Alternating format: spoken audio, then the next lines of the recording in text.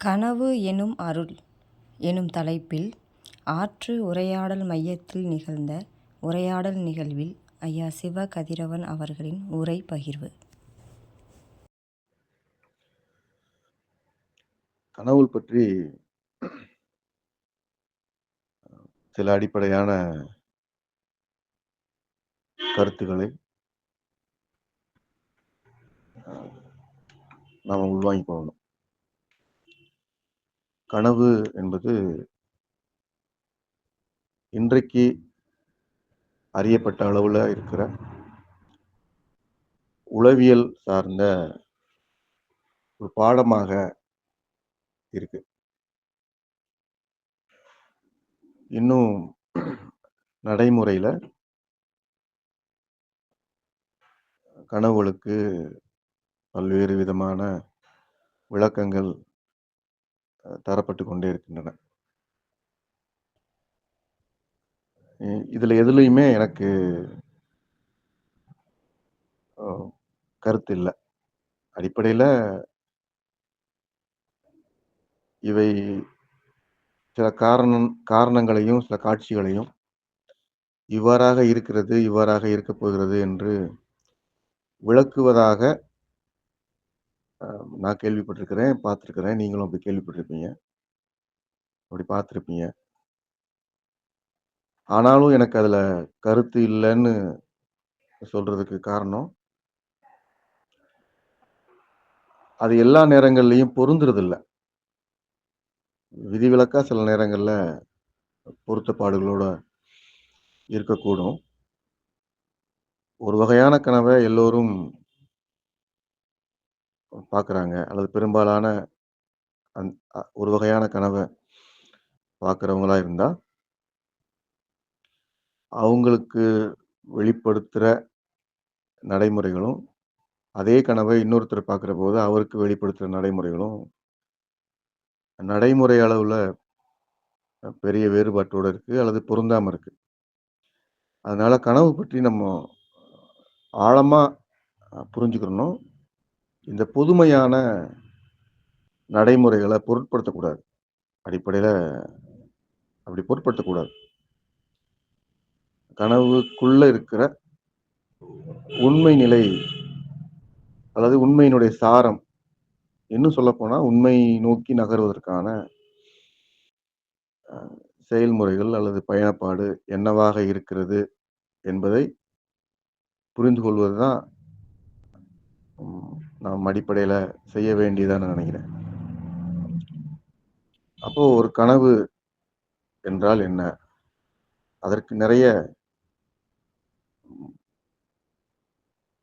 மொழி வழிபட்ட, மெய்த்தமிழ் வழிபட்ட சூத்திரங்கள் இருக்கு. அதுக்குள்ள போக வேண்டாம், அது இதுக்கு பொருத்தமானதில்லை. ஆனாலும் கனவு அது தருகிற நடைமுறை மாற்றம் ஒரு தனி மனிதனுக்குள்ள என்ன வேலை செய்யுது, அல்லது எவ்வாறாக அது நடைமுறைப்படுத்தப்படுது என்பதாக புரிந்து கொள்ள வேண்டிய தேவை இருக்கு. அதன்படி கனவு என்பது நமக்கு ஏற்பட்ட உடனே அது நமக்கு 2 வகையா வெளிப்படும். ஒன்று, நமக்குரிய இன்பமான, மகிழ்வான காட்சிகளாக நமக்கு தெரியும், அல்லது துயரமான, பதற்றமான காட்சிகளாக நமக்கு தெரியும். இது ரெண்டும் இல்லைன்னா நமக்கு நினைவு கூட இருக்காது. அந்த கனவுகள் நினைவு கூட, நம்ம கனவு ஏற்பட்டது என்கிற நினைவு கூட நமக்கு இருக்காது. இருக்கிற அளவில் நமக்கு மகிழ்வான காட்சி சித்திரங்களும் அல்லது ஒரு பதற்றமான காட்சி சித்திரங்களும் கனவுகளுக்குள்ள இதுவரைக்கும் அப்படிதான் பார்த்துட்டு இருக்கிறோம். இப்போதான் இந்த பொது நடைமுறையில் இருக்கிற கனவு பற்றிய விளக்கங்களினுடைய தேவைங்கிறது நமக்கு ஏற்படும். எனக்கு ஒரு பதற்றமான கனவு இருக்கு. ஒரு காட்சியா நான் பார்த்தேன். ஒரு பாம்பு வருது. ஒரு வாழை மரம் உடைஞ்சு போகுது. ஒரு மரம் உடைஞ்சு போகுது. ஒரு சிறு குழந்தை கனவுல வராங்க. ஒரு ம் ஒரு பொருத்தமில்லாத தோற்றம் தெரியுது. ஒரு பொருத்தமில்லாத சூழல் தெரியுது. கூட இருந்தவங்க அ கடுமையா சித்திரவதைக்கு உள்ளாகுறாங்க. நானே கடுமையான சித்திரவதைக்கு உள்ளாகுறேன் என்பதான துயரம் மிகுந்த கனவுகள், அம் மகிழ்ச்சியான காட்சிகள, சித்திரங்கள குடுக்குற கனவுகள். இப்படி அ வரும்போது இதுக்கு நாம் விளக்கம் தேடுவோம். எனக்கு இப்படி ஒரு காட்சி வந்திருக்கு. அதுக்கு என்ன விளக்கம்?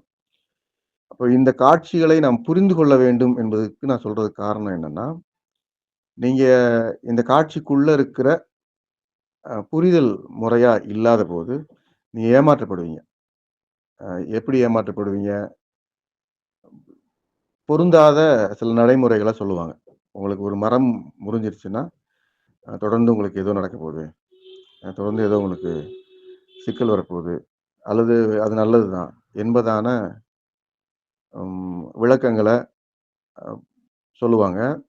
அது அந்த விளக்கங்கள் நடைமுறைப்படலாம், நடைமுறைக்கு வராம இருக்கலாம். அ அல்லது பெரும்பாலும் நடைமுறைக்கு வராம சில விளக்கங்கள் நடைமுறைக்கு வரலாம். இப்படி இருக்கும். இதுல அ இ நுண் ரொம்ப நுட்பமா பார்க்க வேண்டியதா என்ன இருக்குன்னா, அடிப்படையில இந்த கனவுகள் அல்லது கனவில் வெளிப்படுகிற சித்திரங்கள், காட்சிகள் உங்களுக்கு புரியல. அது புரியலங்கிற நிலை ஒண்ணு. புரியல. புரியல என்பது தொடர்ந்து ஒரு பதற்றத்த அல்லது அ ஒரு ஆற்றாமைய, ஒரு ஒரு கவனத்த ஏதோ ஒரு வகையில உங்கள தூண்டுது. இந்த தூண்டல், இந்த பதற்றம், இந்த ஆற்றாமை, இது நமக்கு தருகிற இடம் இருக்கு இல்லையா? இத அ நம்ம சற்று ஆழமா புரிஞ்சுக்கணும். இதுதான் கனவு பற்றி நாம் புரிஞ்சு கொள்ள வேண்டிய, ஆழமா புரிஞ்சு கொள்ள வேண்டிய அ இடம். அந்த அந்த கனவு என்கிற கருத்து நம் நாம் எவ்வாறு புரிந்து கொள்ள வேண்டும் என்பதற்கான மையப்புள்ளி இதுதான். இப்போ ஒரு சான்றாக பார்க்கணும்னா, ஒரு காட்சி வருது. அதுல ஒரு பதற்றம் ஏற்படுது. அதுல ஒரு குழப்பம் இருக்கு என்பதாக இருக்கிறபோது, நீங்க மறுநாள் காலையில அல்லது கனவு முடிஞ்ச உடனே விழிக்கிறீங்க. விழிச்சு இருக்கும்போது, இந்த கனவு பற்றிய சிந்தனைகள் உங்களுக்கு விரியுது. இந்த காட்சிகள் பற்றிய சிந்தனைகள் உங்களுக்கு விரியுது. அது ஏற்படுத்துகிற பதற்றமும், ஒரு இயலாமையும், தடுமாற்றமும் உங்களுக்கு விரியுது. இந்த இந்த இடம் நீங்க தவற விடக்கூடாது. இது ஒரு இனிமையான கனவாக இருக்குது என்றால், அதுல சிக்கல் இல்ல. அத பற்றி நம்ம உரையாட போறதில்ல. பெரும்பாலும் உரையாடப்படுறதில்ல. ஆனா, கனவுகளை பொறுத்த அளவுல, கனவு என்பதாக இருந்தாலே, அது ஒரு குறிப்ப நமக்கு சொல்லுது என்பது தான் நம்ம கேட்டுக்கிட்டு இருக்கிற நடைமுறை. அது மகிழ்ச்சியான ஒரு திருமண ஏற்பாடு மாதிரி ஒரு கனவு வருது. அல்லது எல்லோரும் ஒரு திருவிழா கொண்டாடுறது மாரி கனவு வருது என்பதாக இருந்தாலும் சரி, பதற்றம் தர்ற மாரியான காட்சிகள் வருது என்பதாக இருந்தாலும் சரி, கனவு என்பது ஒரு குறிப்ப குடுக்குது. அந்த குறிப்பினுடைய விளக்கம் நமக்கு தெரியல என்பது தான் நம்ம வந்து நிக்கிற இடம்.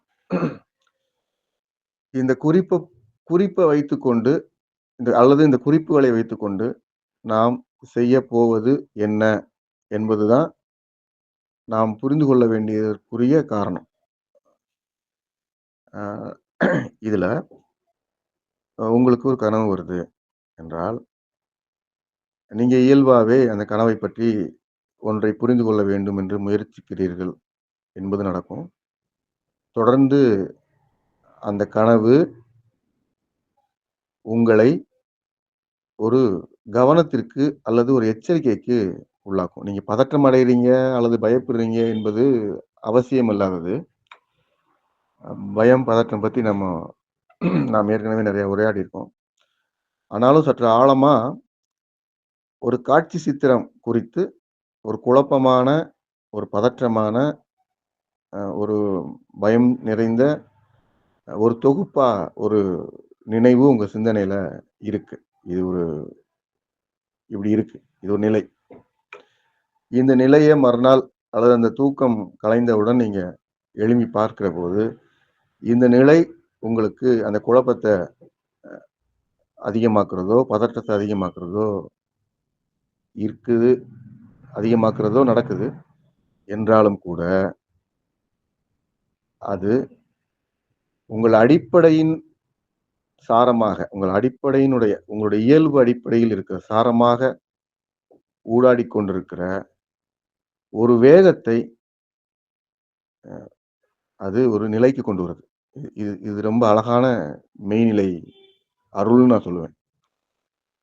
நீங்க தாறுமாறான வாழ்க்கை முறை வச்சிருக்கீங்க.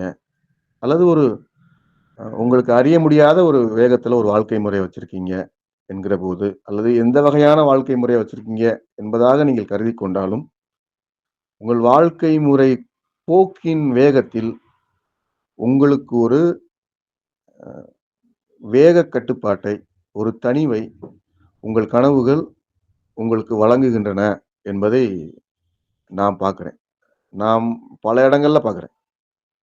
நாம் பார்க்கிறபோது, உரையாடுகிறபோது, ஒரு ஒரு செல்வாக்கு மிகுந்த நபர்கள் கூட கனவைக் கண்டு அச்சப்படுகிறார்கள். அது அச்சப்படுவதோ, குழப்பமடைவதோ வியப்பொன்றும் இல்லை என்றாலும், நிகழ்வது என்ன என்றால், உங்களுக்கு வெளிப்படுத்துகிற கனவின் சாரத்தை விடவும், கனவிற்குள் இருக்கிற காட்சிகளினுடைய ஒழுங்குமுறைகளை விடவும், கனவு ஏற்படுத்துகிற அதிர்வுகளை விடவும், அ விழித்தவுடன், உறக்கம் கலைந்தவுடன் உங்களுக்கு ஏற்படுகிற கனவைப் பற்றிய சிந்தனை இருக்கிறது அல்லவா?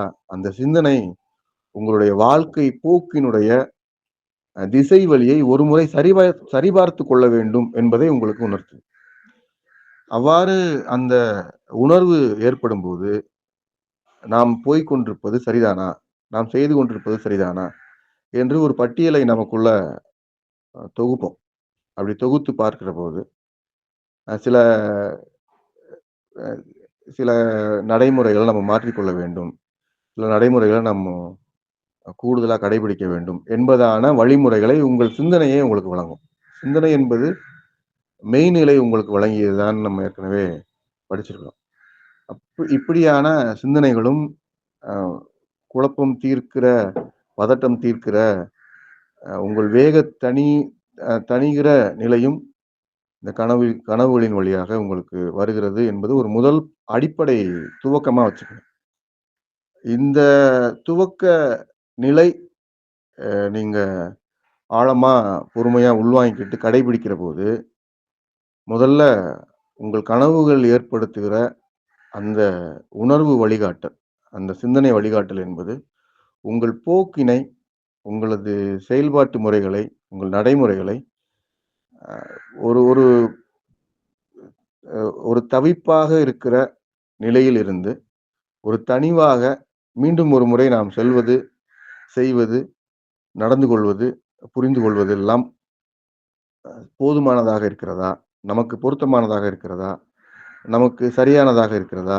இசைவானதாக இருக்கிறதா? என்பதாக மீண்டும் ஒரு முறை சரிபார்த்துக் கொள்கிற ஒரு அருளை இந்த சிந்தனை வழியில் நமக்கு பெற முடியும் என்பதை நாம் புரிந்து கொள்ள வேண்டும்.